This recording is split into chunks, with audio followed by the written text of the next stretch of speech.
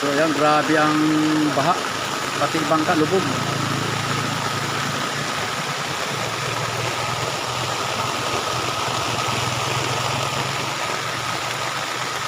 Ito ay tulay ng Kinalapan.